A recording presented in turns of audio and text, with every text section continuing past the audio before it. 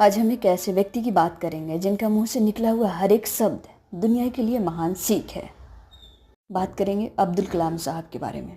उनका जन्म 15 अक्टूबर 1931 को तमिलनाडु के रामेश्वरम में हुआ था। एक गरीब परिवार में जन्म लिए, लेकिन उनकी सोच इतनी ऊंची थी कि हर कोई उनका अपना आदर्श मानता है। वे बचपन में ही अखबार बेचते थे ताकि फैमिली की कुछ मदद कर सके, अपने पढ़ाई में कुछ योगदान दे सके। उन्होंने कभी हार नहीं मानी। इतनी गरीबी में होते हुए भी उन्होंने हमेशा ऊंचे सपना देखा और वो देश के मिसाइल मैन बने, देश के राष्ट्रपति बने, वैज्ञानिक बने और सबसे पसंदीदा उनका काम था शिक्षक होना और हमेशा रहे।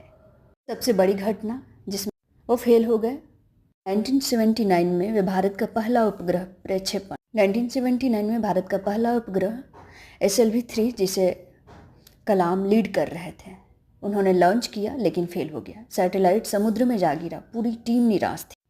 देश भर में खूब आलोचना हुई।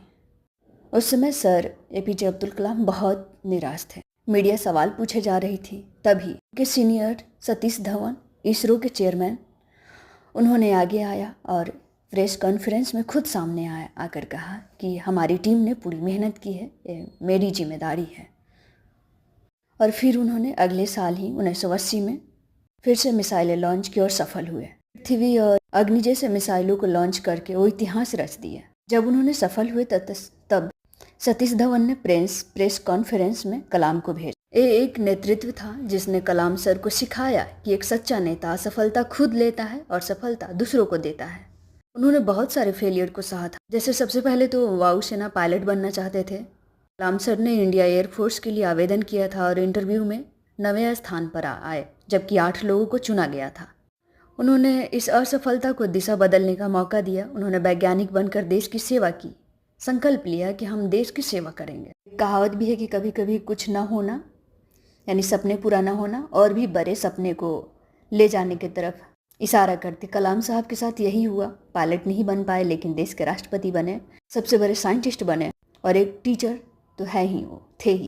2002 में वे राष्ट्रपति बने, लेकिन उन्होंने सारा वेतन दान किया। उन्होंने अंतिम सांस तक छात्रों को प्रेरित किया।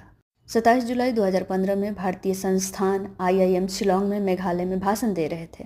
उन्होंने शुरुआत में ही कहा था कि आप में से हर युवा में वह शक्ति है जो पृथ्वी को बेहतर बना सकती है।